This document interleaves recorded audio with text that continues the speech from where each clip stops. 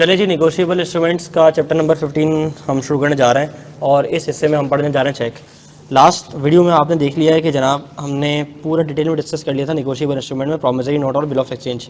अगर उसकी बेसिक्स आपकी क्लियर हैं तो इंशाल्लाह इसमें कोई मसला कोई परेशानी हमें नहीं होने वाली। ठीक है, चेक इस बिल ऑफ एक्सचेंज, चेक भी एक बिल ऑफ एक्सचेंज है।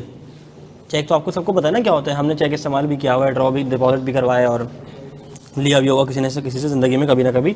तो चेक में अगर आप देखो, चेक में तो 3 पार्टीज होती हैं, तो क्या चेक एक बिल ऑफ एक्सचेंज नहीं है? चेक भी एक बिल ऑफ एक्सचेंज है, क्योंकि उसमें एक ड्रॉई होता है। ड्रॉई कौन होता है? बैंक। ड्रॉअर कौन होता है? उसको बनाने वाला, उस बैंक अकाउंट का ओनर। और पेई कौन होता है? जिसके फेवर में वो बन रहा होता है। ठीक है, तो एक होता है ड्रॉअर, एक होता है ड्रॉई, एक होता है पेई। ठीक है, cheque is a bill of exchange drawn on a specified banker and not express to be payable otherwise than on demand. अच्छा, वो कह रहा है कि ड्रॉई हमेशा बैंकर होगा और ऑलवेज क्या होगा? पेएबल ऑन डिमांड होगा। ठीक है जी। अच्छा, ये चेक का स्पेसिमेन है, आप सबने देखा होगा अपने घरों में, नहीं देखा होगा किसी ने तो जाके अबू से बोलो वो चेक बुक दे दें। ठीक है, चलो parties to a cheque. Parties to a cheque कितनी होंगी? 3 होंगी। एक होगा ड्रॉअर, एक होगा ड्रॉई, एक होगा पेई। ड्रॉअर कौन होगा? जो बैंक अकाउंट का होल्डर है, अकाउंट होल्डर। ड्रॉई कौन होगा? बैंक होगा। पेई कौन होगा? जिसको चेक दिया गया है। ठीक है, okay. Who is a banker? Banker का मतलब क्या होता है? वो बैंकर की डेफिनेशन बता रहा है, आपने इंटर में शायद पढ़ ली हो कभी। बैंकर का मतलब है वो बंदा जो ट्रांजैक्ट कर रहा है business of accepting for the purpose of lending और इन्वेस्टमेंट और deposits of money from the public, repayable on demand और otherwise, and withdrawable by cheque, draft और otherwise, and includes any post office, savings bank. अच्छा, पुराने ज़माने में ना जो बैंकर है ना, वो बैंकर ना एक इंसान हुआ करता था, वो बैंकर एक बैंक नहीं हुआ करता था। इसलिए ये बोले ना कि means a person transacting the business. ठीक है, अब आप बोलोगे सर कंपनी भी तो आर्टिफिशियल पर्सन होती है, तो बैंक भी एक आर्टिफिशियल पर्सन है, वो भी बिल्कुल ठीक बात है। लेकिन पुराने ज़माने में बैंक ने एक इंसान हुआ करता था, आज के ज़माने में बैंक जो है ना वो बैंक है। डिफरेंस क्या है भाई? डिफरेंस ये है कि चेक है, bill of exchange bill of exchange है। अभी जब हम डिफरेंस पढ़ेंगे तो इंशाल्लाह पढ़ लेंगे, टेंशन नहीं लो, परेशान नहीं हो। स्पेसिमेन ऑफ अ चेक, देखो ये मीज़ान बैंक का चेक है। अब इसमें क्या है, यहाँ पे ही का नाम है कि भाई पे किसको करना है। यहाँ आ रही है डेट, यहाँ आ रहा है मेरा चेक नंबर, ये आ रहा है अमाउंट इन नंबर्स, यहाँ पे आ रहा है मेरा अमाउंट इन वर्ड्स। ठीक है, और यहाँ पे क्या आ रहा है? सिग्नेचर। अगर दोस्तों आप गौर करो तो इसमें क्या है भाई? Certain some of money only है। इसमें अगर मैं दूँ कि मुझे 50 तोला सोना दूंगा, चेक पे लिख के दे दूँ, तो क्या ये एक्सेप्टेबल होगा? बिल्कुल भी एक्सेप्टेबल नहीं होगा। बेटा माइक ऊपर कहाँ लगाऊँ? यहाँ लगा लूँ, यहाँ लगा लूँ। अब ठीक है, अभी आवाज़ सही आ रही है? नहीं आ रही? कहाँ लगाऊं? ऊपर छत पे लगा लूं? क्या करूं?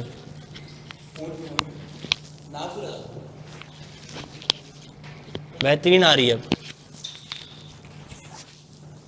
चलो, आई होप अब आवाज़ सही से आ जाएगी। Essentials element of a cheque, हम बिल ऑफ एक्सचेंज और प्रॉमिसरी नोट के एसेंशियल एलिमेंट पढ़कर आ गए हैं, तो इंशाल्लाह हमें चेक के एसेंशियल एलिमेंट पढ़ने में मसला नहीं होगा। वो कह रहे हैं cheque must be in writing. ठीक है, मैंने कब बोला कि ओरल चेक होता है? There must be an express order to pay and not a request to pay. क्या चेक में आप ये लेते हो बैंक प्लीज़ पे कर दो ना, ऐसा कहते हो? नहीं, ऑर्डर टू पे करते हो। ठीक है जी। अच्छा भाई, ये जो चाय मंगवाई ना उन्होंने, ये इसी ने मंगवाई, मैंने नहीं मंगवाई है। ठीक है, इससे लेना।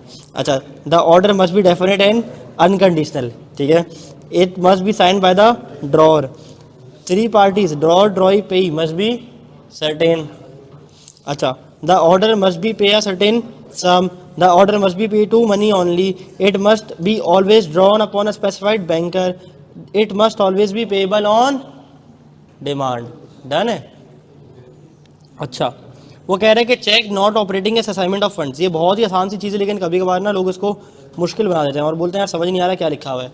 वो कह रहे हैं कि अगर आपके पास चेक मौजूद है, आपके हाथ में मौजूद है, इसका मतलब हरगिज़ ये नहीं है कि आपके हाथ में पैसे हैं। हाँ भाई, चेक आपके हाथ में मौजूद है, लेकिन ये फंड्स नहीं है। फंड्स कब बनेंगे? जब आपके अकाउंट में पैसा क्रेडिट हो जाएगा। बस इतनी सी बात की जा रही थी यहाँ पे।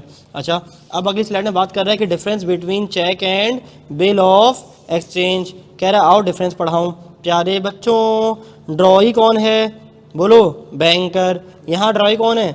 यहाँ एनी इंसान ड्रॉई बन सकता है, बैंकर भी ड्रॉई बन सकता है। पेबल ऑन डिमांड, चेक हमेशा पेबल ऑन डिमांड होगा। ठीक है, जबकि bill of exchange may be drawn payable on demand और on expiry of certain period after the date और sight. Payable to bearer on demand, cheque बन जाएगा payable to bearer on demand is valid, यानी कि जब भी bearer आके आपसे क्या करे, बोलो, डिमांड करे तो आप उसको पे कर देना। Bill of exchange payable to bearer और demand is absolutely void though it can be made payable to bearer later by endorsement is blank. हमने कहा था ना कि अगर payable to bearer on demand बना दूंगा तो एक करेंसी नोट की तरह ऑपरेट करना शुरू हो जाएगा, तो करेंसी नोट की इजाजत तो इशू करना किसी को है ही नहीं। तो हाँ कह रहा है अगर पेबल टू बेयर बनाना है ना तो आप बस इंडोर्समेंट करके आखिरी छोड़ दो, ठीक है, तो वो क्या बन जाएगा, पेबल टू बेयर बन जाएगा। अच्छा स्टाम्प कह रहा है चेक में कोई स्टाम्प नहीं होती, ठीक है, और बिल ऑफ एक्सचेंज में स्टैम्प होती है। स्टाम्प नहीं हो तो क्या लगाना है, हाँ अंगूठा, मतलब साइन करना, अंगूठा लगाना है, टप्पा।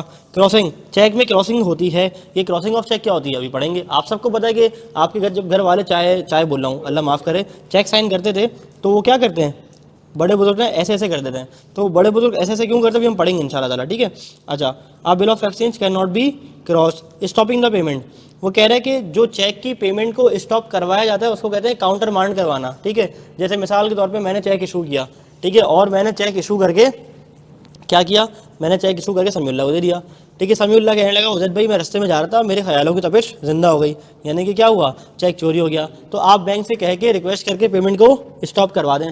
मैंने कहा ठीक है, मैंने कॉल की, बैंक मेरी बात सुनो, वो जो चेक मैंने अभी इशू किया ना इसका चेक नंबर ये आ रहा होगा, अब मेरे या तो फिर मेरे अकाउंट से जितना भी चेक आया ना वो आपने क्या करना है, वापस करा देना है, ठीक है, उसको आपने ऑनर नहीं करवाना। तो चेक की पेमेंट काउंटर मांड हो सकती है बिल ऑफ एक्सचेंज, यानी कि एक दफ़ा तीर कमान से निकल गया तो वापस नहीं आ सकता।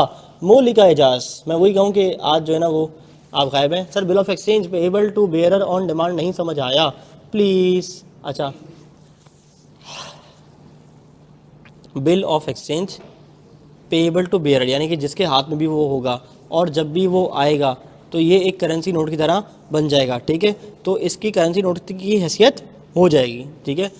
तो इसलिए bill of exchange payable to bearer on demand, जब भी लेकर आए जब भी प्रेजेंट करे तो उसको ये मिल जाए, तो ऐसा इजाज़त नहीं है। Only federal government can issue such type of documents, ठीक है जी। हाँ जी रुक जाओ, अच्छा क्या, तो वो 1 मिनट गई, मैंने 2 डाली थी वैसे, 1 मिनट ही है शायद, ठीक है। चलो क्रॉसिंग ऑफ चेक बहुत मज़ेदार टॉपिक आने वाला है और कुछ बारीकी है इसके अंदर, वो आपने ना ध्यान से समझनी है, ठीक है। हाँ हाँ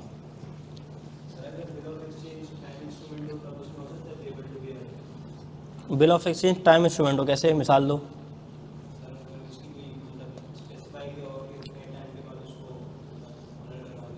हाँ हाँ हाँ हाँ चलो क्रॉसिंग ऑफ चेक कह रहा है चेक की issuance crossing draw 2 parallel lines, banker की इंस्ट्रक्शन क्या हो सकती है, payment via only banker ensure traceability, यानी कि वो आसान ज़बान में देसी ज़बान में कहना चाह रहा है कि जब आप एक चेक को देते हो, ठीक है, और इस चेक को क्या कर देते हो, क्रॉस कर देते हो, इसका क्रॉस करने का मकसद ये होता है कि अब ये कैश ना इन कैश नहीं हो सकता, समझ रहे हो, ठीक है। चेक इन कैश कराने के लिए 2 ऑप्शन होते हैं, एक होता है OTC, ठीक है, एक होता है OTC। ये OTC है वो रोमन रेट्स नहीं है, ओनली ट्राइबल चीफ, ये वाला OTC नहीं है, ये OTC का मतलब है ओवर द काउंटर, ठीक है।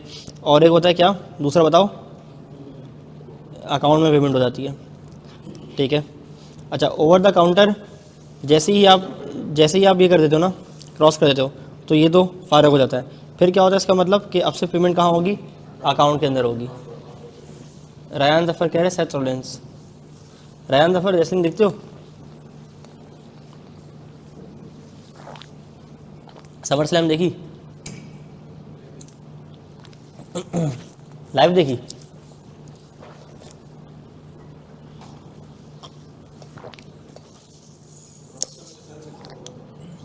मेरे बेटे की पैदाइश ना इतवार की सुबह हुई है, तो जिस वक्त मैं जो है वो अस्पताल में वेट कर रहा था ना, तो समर स्लैम शुरू हुआ था 3:10 पे, तो मैं लाइव लगाई हुई थी। अच्छा घर वाले आगे की गाड़ी में थे, मैं पीछे बैक पे था, बाइक की टंकी पे आई हुई थी समर स्लैम, और मैं पट पट पीछे जा रहा था, डर भी लग रहा था चिन्ह जाए, लेकिन मैंने कहा यार वो लाइव आ रही तो देख लेते हैं। फिर खैर जब नमाज़ पढ़ने गया, बच्चा हो चुका था 4:45 तकरीबन, 5:40 पे नमाज़ पढ़ी, 5:30 बजे तकरीबन नमाज़ पढ़ के आया 6 बजे, तो CM बैंक और गंदर का मैच चल रहा था, वो लाइव आ रहा था, फिर मैं वो देखने बैठ गया। ठीक है क्या, अबे फुटबॉल मैच नहीं है, ठीक है। फिर खैर सैथ रॉलिन्स वापस आ गया और मैंने वही किया जो मैंने 10 साल पहले किया था। 10 साल पहले मतलब 12 साल पहले, जो उसने किसके मैच से विन किया था, रोमनियंस और कौन था, जब उसने 13 साल पहले money in the bank encash कराया था। सेम फीलिंग थी मेरी, बहुत गुस्सा आया, लेकिन फिर हम सो गए। अगली सुबह मैंने सोच लिया कि मैं समर स्लैम लाइव नहीं देखूंगा, ठीक है, क्योंकि मुझे नाइट 1 पे बहुत गुस्सा था। नाइट 2 पे जैसे ही मैं, हाँ 2015 रेसलमेनिया में, फिर जैसे ही मैं अगली सुबह उठा तो तकरीबन कोई 6-7 बज रहा होगा, मैंने जल्दी नेटफ्लिक्स खोला, देखा तो उसका कॉडी रूट्स की एंट्री हुई थी। स्क्रिप्टेड भाई, सारा स्क्रिप्टेड है, पूरी प्रोडक्शन है, प्रॉपर प्रोडक्शन है, ये एक आर्ट है, एंटरटेनमेंट है। तो मैंने बोला यार अब कॉडी रूट जॉन सीना का वैसे ही मैच होगा ऑर्डिनरी, मैं सो गया। सुबह जब सो के उठा और मैंने एंड लगाया तो ब्रॉक लेसनर वापस आ गया था। मेरा जिस दिन मैं मिस करूँ ना उस दिन कुछ बड़ा होता है। तो खैर कोई बात नहीं, अब स्मैकडाउन देखेंगे, स्मैकडाउन में आएगा लेसनर।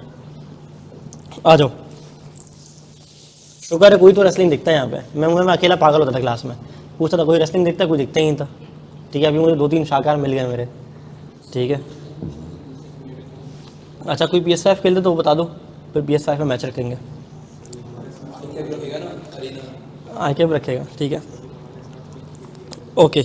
नहीं भाई आप बड़े लड़के हो, आपके साथ नहीं खेलेंगे, ठीक है। 24 खेलते हैं क्या? 2K24 भी मेरे पास, 2K25 भी है। कोई चीज़ है जो आप नहीं करते सर, पता नहीं, पढ़ाई नहीं करता, ये बात, बस पढ़ाई नहीं कर रहा और सब कर रहा हूँ, ठीक है। चलो आ जाओ, जनरल क्रॉसिंग, मेरी बात सुनो, आ जाओ शाबाश। अगर मैं एक चेक को ऐसे यूँ जनरल क्रॉस कर दूँ, सिर्फ 2 लाइन डाल दूँ, पैरेलल ट्रांसवर्स लाइन कहलाती हैं। अगर मैं 2 पैरेलल ट्रांसवर्स लाइन डाल दूँ, इसका मतलब है कि ये चेक अब इन कैश नहीं हो सकता ओवर द काउंटर, इसकी पेमेंट सिर्फ बैंक अकाउंट में जाएगी। कौन सा बैंक? कोई सा भी बैंक, ठीक है। चलो जनरल क्रॉसिंग, आप ऐसे सादा क्रॉस कर दो या एंड कंपनी लिख दो, कुछ भी लिख सकते हो, ठीक है। तो ये क्या हो जाएगी? General crossing. इसकी पेमेंट अब सिर्फ अकाउंट के अंदर होगी। 2 पैरेलल ट्रांसफर लाइंस विद और विदाउट सच वर्ड्स, ठीक है। इस इफेक्ट ऑफ जनरल क्रॉसिंग, अब क्या होगा भाई? Banker to whom is drawn shall not pay any one other than a banker, सिर्फ ये बैंक अकाउंट में ही पैसे क्रिएट करेगा और किसी को हाथ में नहीं देगा। स्पेशल क्रॉसिंग क्या होती है? स्पेशल क्रॉसिंग ये होती है जैसे मैंने क्रॉसिंग कर दी और मैंने इसके ऊपर क्या लिख दिया प्यारे बच्चों, बोलो UBL। इसका मतलब क्या है? अब ये पेमेंट जो क्रिएट होगी ये सिर्फ UBL के अकाउंट में ही क्रिएट होगी और कहीं क्रेडिट नहीं होगी। डन।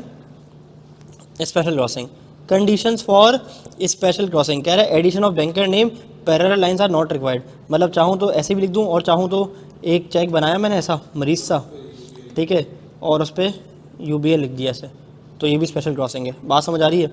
इफेक्ट क्या होगा इसका भाई? बोलो भाई क्या इफेक्ट होगा? सिर्फ उसी बैंक के अंदर जाएगी, UBL के अंदर ही जाएगी। डन। रिस्ट्रिक्टिव क्रॉसिंग, ये कह रहा है कि आप पहले तो रिस्ट्रिक्टिव क्रॉसिंग के लिए क्या करो, एक जनरल क्रॉसिंग की 2 लाइन्स लगा दो। मैंने ना लगा दी, आगे बताओ। कह रहा है इसके ऊपर अकाउंट पे ही या अकाउंट पे ही ओनली लिख दो। मतलब अच्छा फिर होगा क्या इससे? कह रहा भाई इसका इफेक्ट ये होगा, it ceases to be negotiable, यानी कि ये फर्दर कोई और निगोशिएबल नहीं हो सकता, यानी कि फर्दर किसी और को ट्रांसफ़र नहीं हो सकता, यानी कि जो बुनियादी और पैदाइशी हक है ना निगोशिएबल इंस्ट्रूमेंट का, वो उससे छिन जाएगा अगर आप अकाउंट पे ही ओनली कर दोगे। यानी कि अब जिस बंदे का नाम लिखा हुआ है उसी के उस अकाउंट में ही गिरेंगे और कहीं नहीं जाएंगे, ठीक है। Amount credited to payee's account. चलो आ जाओ अगला, नॉट नेगोशिएबल क्रॉसिंग, ठीक है। कह रहे नॉट नेगोशिएबल क्रॉसिंग क्या होती है? कह रहे जब आप नॉट नेगोशिएबल डाल देते हो 2 ट्रांसफर्स लाइन के बीच में तो उसका इफेक्ट क्या होता है? कह रहे इसका इफेक्ट ये होता है कि ट्रांसफरेबिलिटी रिस्ट्रिक्ट नहीं करता, यानी कि नॉट नेगोशिएबल का मतलब ये नहीं होता कि नॉट ट्रांसफरेबल, ट्रांसफर आप अभी भी इसको कर सकते हो, ठीक है। डज नॉट रिस्ट्रिक्ट ट्रांसफरेबिलिटी, सिर्फ नेगोशिएबिलिटी का फ्यूचर इसमें से निकाल देता है। अच्छा ये कह रहा है ये प्रोटेक्ट करता है ड्रॉअर को या होल्डर को, ठीक है। इसका मतलब क्या होता है? इसका मतलब ये होता है कि holder with bad title can not transfer good title to someone, ठीक है। यानी कि किसी के पास अगर इस चेक का टाइटल बुरा आया था तो अगले वाले बंदे के पास भी बुरा टाइटल जाएगा। हमने एक लफ्ज़ पढ़ा हुआ है, ठीक है, होल्डर इन ड्यू कोर्स, शाबाश, हमने एक लफ्ज़ पढ़ा हुआ है होल्डर इन ड्यू कोर्स। ये उसको बेचारे को ना प्रोटेक्ट नहीं कर रहा है यहाँ पे। हमने कहा था ना हमेशा होल्डर इन ड्यू कोर्स क्या होता है, आगे पढ़ेंगे। मासूम होल्डर होता है, होल्डर इन ड्यू कोर्स को तो कुछ पता ही नहीं होता है। होल्डर इन ड्यू कोर्स क्या होता है? सादा सा आदमी होता है, सीधा सा आदमी होता है, ठीक है। तो होल्डर इन ड्यू कोर्स से ना ये क्या कर लेता है, उसका जो होल्डर इन ड्यू कोर्स होने का हक है ना वो छीन लेता है। वो कहता है कि अगर किसी को चोरी का चेक मिला है, ठीक है, या किसी को टाइटल बैड टाइटल मिला है, तो वो आगे गुड टाइटल ट्रांसफर नहीं कर सकता। डन। अच्छा, इसी से ना मुझे एक बात याद आ गई, पता है, इसी से मुझे एक बात याद आ गई। चैप्टर नंबर 14 याद है? अभी थोड़ी देर पहले ख़त्म किया है, याद है? जी कौन बोला इतनी ज़ोर से तुम्हें? अच्छा, वो जो हमने पढ़ा है ना चैप्टर नंबर 14, उसके अंदर हमने बीच से शुरू किया था और ऊपर छोड़ दिया था, ठीक है। तुम लोगों ने मुझे याद भी नहीं दिलाया, तो तुम लोग को एक बार स्लाइड्स दिखा रहा हूँ, देखो। नेगोशिएबल इंस्ट्रूमेंट्स की बेसिक्स जिसमें कवर करनी थी हमने, क्या था? रिटन डॉक्यूमेंट होता है, ट्रांसफरेबल बाय डिलीवरी होता है, promissory note, bill of exchange, cheque. सिर्फ पढ़ते रहो, सिर्फ दिखा रहा हूँ। अच्छा, एक होता है ऑर्डर इंस्ट्रूमेंट, एक होता है bearer instrument. Payable to order होता है, पेबल टू बेयरर होता है, ठीक है जी। अच्छा, फिर इजी ट्रांसफरेबिलिटी होती है। ये कैरेक्टरिस्टिक ऑफ नेगोशिएबल इंस्ट्रूमेंट्स हैं। ये मैंने डिस्कस नहीं किया क्लास में, पता है ना, ये मैंने डिस्कस नहीं किया। मैं direct bill of exchange, promissory note और चेक पे चला गया था। अच्छा, पार्टीज़ क्या होती हैं? अब पार्टीज़ पढ़ाने की जरूरत है नहीं, ठीक है। अच्छा जी, अब वो बता रहा है भाई नेगोशिएबल इंस्ट्रूमेंट में चेक भी होता है, हम पूरा चैप्टर पढ़ के आ गए, ठीक है। अच्छा, होल्डर क्या होता है? ये ज़्यादा डिस्कशन इंपॉर्टेंट है। कह रहे holder of negotiable instrument. Holder वो बंदा होता है जिसके अपने नाम पे पोजेशन होती है, ठीक है, या तो वो फिजिकली प्रोसेस करे अपने नाम के अंदर, ठीक है, और इसके अंदर ट्रस्टी या बेनामीदार शामिल नहीं होता। ट्रस्टी या बेनामीदार शामिल नहीं होता होल्डर के अंदर, बोलो, ट्रस्टी या बेनामीदार शामिल नहीं होता। अच्छा, ये ट्रस्टी या बेनामीदार क्या होता है? कह रहे trustee is not a holder. कैसे? Ali holds a negotiable instrument like a promissory note on behalf of his younger brother as per their father's will. Legally Ali क्या है? सिर्फ एक ट्रस्टी है, लेकिन ट्रू ओनर नहीं है। बेनामीदार क्या होता है भाई? मिसाल के तौर पे लोग क्या करते हैं आजकल, टैक्स से बचने के लिए अपने अकाउंट की जगह किसी और के अकाउंट में पेमेंट डलवा देते हैं, या अपने अकाउंट की जगह किसी और के अकाउंट का चेक बनवा लेते हैं। तो जिसके नाम पे चेक बना है, जिसके नाम पे चेक बना है, वो क्या है? बेनामीदार है, वो रियल ओनर नहीं है। अच्छा जी, ओके। तो कह रहे हैं होल्डर के पास क्या आता है? Right to receive payment and legal right to recover money आ जाता है। Okay, holder in due course क्या होता है? ये डिस्कशन तो मुझे वो याद आ गया था, होल्डर इन ड्यू कोर्स। मैंने कहा होल्डर इन ड्यू कोर्स क्यों नहीं पढ़ा हमने, ठीक है, अब तो आगे आएगा ही नहीं। अच्छा, होल्डर इन ड्यू कोर्स कहता है होल्डर इन ड्यू कोर्स कौन होता है? जिसने गुड फेथ में टाइटल एक्वायर किया हो विदाउट नॉलेज ऑफ डिफेक्ट्स, और इसके पास क्लीन टाइटल आता है फ्री फ्रॉम ऑल डिफेक्ट्स, और ये क्लीन टाइटल फाइनली एक्वायर कर लेता है। अच्छा जी, वो कह रहे हैं condition to become a holder in due course, बहुत इंपॉर्टेंट है। होल्डर इन ड्यू कोर्स से अच्छा सवाल पूछा जा सकता है, ठीक है, होल्डर इन ड्यू कोर्स से अच्छा सवाल पूछा जा सकता है, बोलो, अच्छा सवाल पूछा जा सकता है। होल्डर कौन होता है? कह रहे हैं होल्डर वो बंदा होता है जो कि essential elements of a holder पूरे करता हो, ठीक है। अच्छा, कह रहे हैं होल्डर फॉर वैल्यूएबल कंसिडरेशन। कह रहे हैं होल्डर इन ड्यू कोर्स बनने के लिए आपको तो पहले होल्डर बनना पड़ेगा, और होल्डर इन ड्यू कोर्स के लिए ज़रूरी है कि आपने कोई वैल्यूएबल कंसिडरेशन पे करके वो इंस्ट्रूमेंट हासिल किया हो, ठीक है। यानी फ्री फोकट में अगर किसी को मिल गया तो वो होल्डर इन ड्यू कोर्स नहीं कहलाएगा। बिफोर मैच्योरिटी चाहे तो दिया हो, ठीक है, फ्री फोकट में नहीं, कंसिडरेशन के अगेंस्ट होना चाहिए, ठीक है जी। अच्छा, the instrument must be received before maturity date. For instrument payable on demand it must be taken reasonable within reasonable period after its issuance. Complete and regular होना चाहिए, इसके अंदर कोई मटेरियल ऑल्ट्रेशन नहीं होना चाहिए। मटेरियल ऑल्ट्रेशन मतलब amount में डिफरेंस, साइन में डिफरेंस, कोई फॉर्जरी हो गई, वो कुछ भी नहीं होना चाहिए, काटम कोटी कोई नहीं होना चाहिए, और वो होल्डर इन गुड फेथ होना चाहिए। इसने जब होल्डर इन ड्यू कोर्स ने इंस्ट्रूमेंट दिया हो तो विदाउट नेग्लिजेंस दिया हो और गुड फेथ में लिया हो, ठीक है, और उसको कोई शक व शुबात ही ना हो, कोई शक व शुबात ना हो कि इस इंस्ट्रूमेंट में डिफेक्ट या इरेगुलरिटी शामिल है। अगर कोई डाउट आ जाए तो बंदे को क्या करना चाहिए? इंक्वायर करना चाहिए, क्योंकि भाई वो होल्डर इन ड्यू कोर्स बनने जा रहा है, कोई छोटी बात थोड़ी है। अच्छा, मटेरियल ऑल्ट्रेशन क्या होती है? कह रहे डेट में तब्दीली, सम पेबल में तब्दीली, टाइम में तब्दीली, प्लेस में तब्दीली, या प्लेस एक और ऐड कर दिया without the approval of the maker, ठीक है। तो इस तरह के मस्ती करना, इस तरह की चीज़ें छेड़छाड़ी करना, ये क्या है भाई? मटेरियल ऑल्ट्रेशन, ठीक है जी। सलंग निकले अब तक, आ जाओ। इंपॉर्टेंट चीज़, होल्डर और होल्डर इन ड्यू कोर्स में क्या फ़र्क होता है? पता चल गया होल्डर और होल्डर इन ड्यू कोर्स क्या होता है। अच्छा, फ़र्क क्या है? कह रहे जनाब holder is a person who legally obtains the negotiable instrument with his name entitled on it to receive the payment from the parties. Holder in due course क्या होता है? कह रहा है ये ऐसा मासूम होल्डर है who acquired the negotiable instrument bona fide for some consideration, जिसकी पेमेंट अब तक ड्यू है। कंसिडरेशन यहाँ पे नेसेसरी नहीं होती, यहाँ कंसिडरेशन नेसेसरी होती है। कह रहा है कि holder may not sue all prior parties, holder may not sue all prior parties, सबके होल्डर इन ड्यू कोर्स सारी पार्टीज को पीछे सू कर सकता है। इसकी कुछ एक्सप्लेनेशन भी नीचे आ रही है, पढ़ा दूंगा अभी। अच्छा, गुड फेथ इंस्ट्रूमेंट मे और may not be obtained in good faith, लेकिन ड्यू कोर्स कैसे बनेगा? गुड फेथ में ही लिया हो, विदाउट नॉलेज ऑफ डिफेक्ट्स ही लिया हो, ठीक है। अच्छा, होल्डर के पास जो टाइटल होगा, हो सकता है वो डिफेक्टेड टाइटल हो, लेकिन होल्डर इन ड्यू कोर्स के पास डिफेक्टेड टाइटल नहीं हो सकता, ठीक है जी। अच्छा, majority a person can become holder before और after maturity of the negotiable instrument, लेकिन होल्डर इन ड्यू कोर्स बनने के लिए लाजमी है कि आपके पास इंस्ट्रूमेंट मेच्योरिटी से पहले आया हो। अच्छा, अब इसमें एक पॉइंट आ रहा था हमारे पास डिस्कशन का कि holder may not sue all prior parties, ऐसा क्यों? होल्डर कैसे सू नहीं कर सकता पुरानी पार्टीज को? कह रहे जनाब, मिसाल के तौर पे एक अहमद को एक बिल ऑफ एक्सचेंज मिलता है जो कि पहले डिसऑनर हो चुका था और बहुत सेवरल हैंड से डिसऑनर हो के आया था। अब चूंकि अहमद एक रेगुलर होल्डर है, वो पिछले वालों को सू नहीं कर सकता, क्योंकि जब इसके पास वो आया तो ऑलरेडी डिफेक्टेड टाइटल था, तो डिफेक्टेड टाइटल वाला बंदा पुराने वालों को सू नहीं कर सकता, क्योंकि तुम कोई मासूम नहीं हो, तुम्हारे पास डिफेक्टेड टाइटल ही आया है, ठीक है।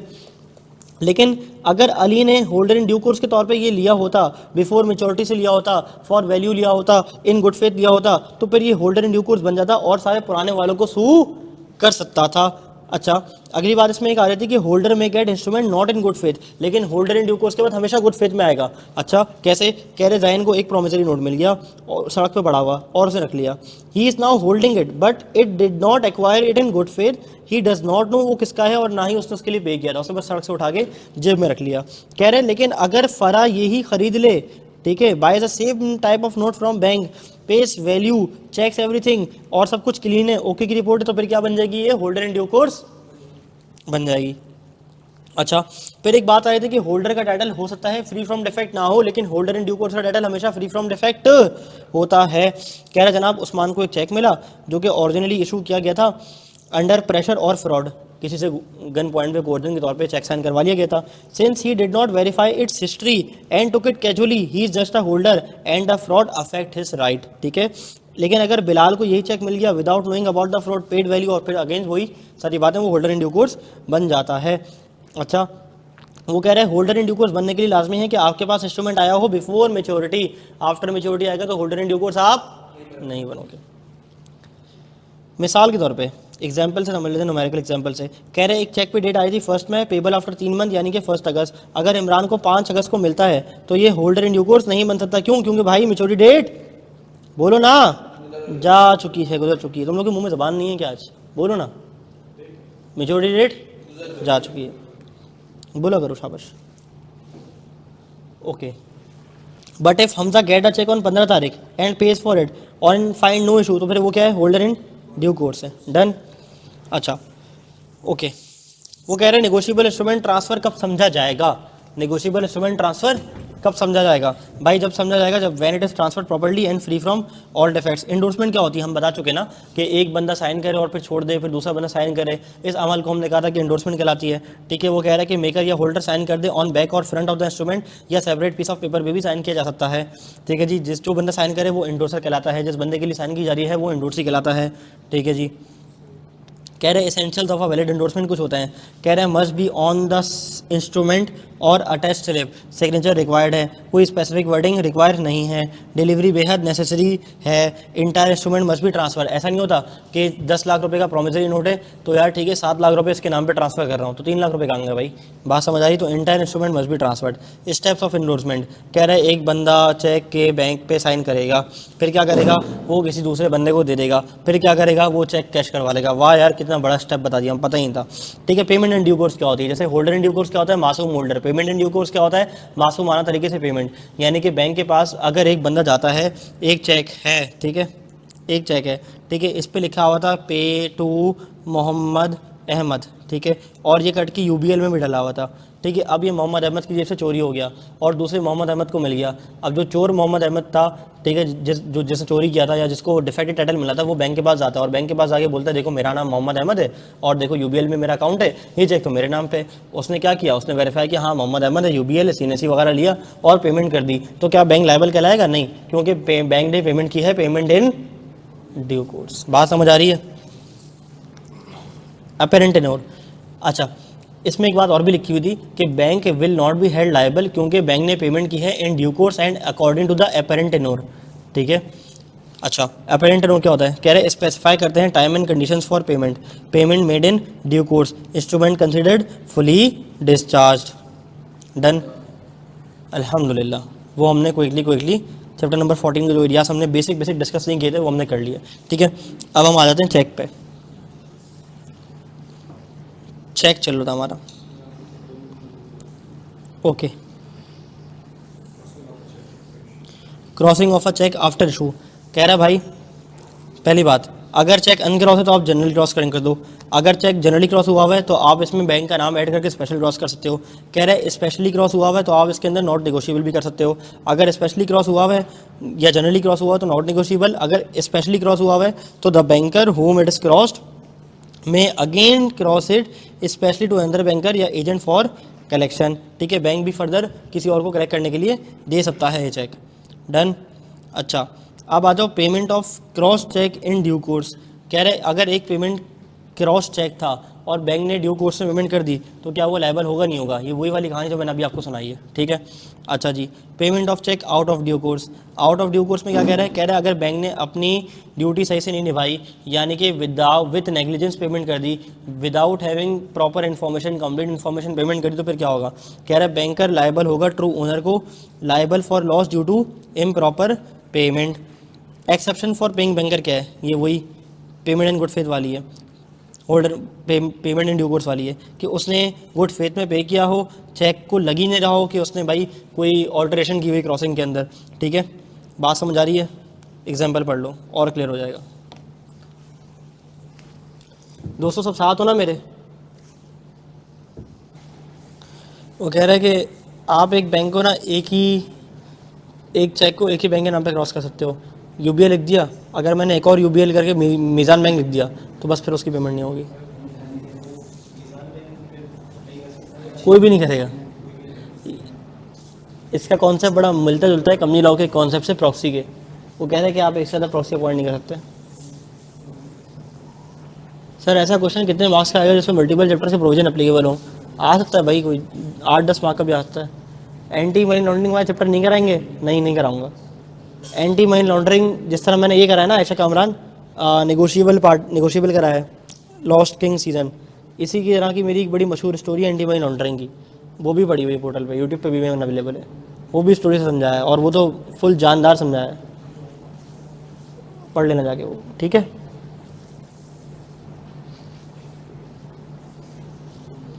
सर ये चेक डबल क्रॉस क्या था? डबल क्रॉस नहीं था, वो payment of cross cheque more than once था।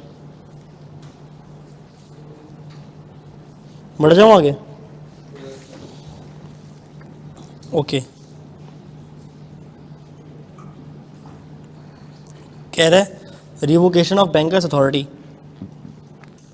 आप बैंकर को कह सकते हो कि यार मेरी जो पेमेंट है वो रोक दो, काउंटर मांड भी करवा सकते हो, ठीक है। या उसको अगर बैंक को पता चल जाए कि कस्टमर मर गया है तो बस फिर वो बैंकर जो है उसको इनकैश नहीं करवाएगा, या वो एक बंदे का पता चल गया कि जनाब वो इंसॉल्वेंट हो गया है तो फिर बैंकर उस बंदे का कैश एक्सेप्ट नहीं करेगा, चेक वगैरह, ठीक है जी।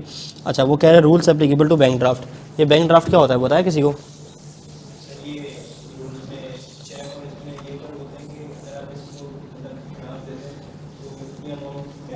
उसकी अमाउंट कंफर्म होती है, बिल्कुल वो बंदा पे ऑर्डर की तरह होता है, सही है। तो फिर पे ऑर्डर और बैंक ड्राफ्ट में क्या फ़र्क होता है? पे ऑर्डर वैसे विद इन सिटी के लिए काम आता है और बैंक ड्राफ्ट आउटसाइड सिटी के लिए काम आता है, ठीक है। तो बस वही सेम रूल हैं इसके।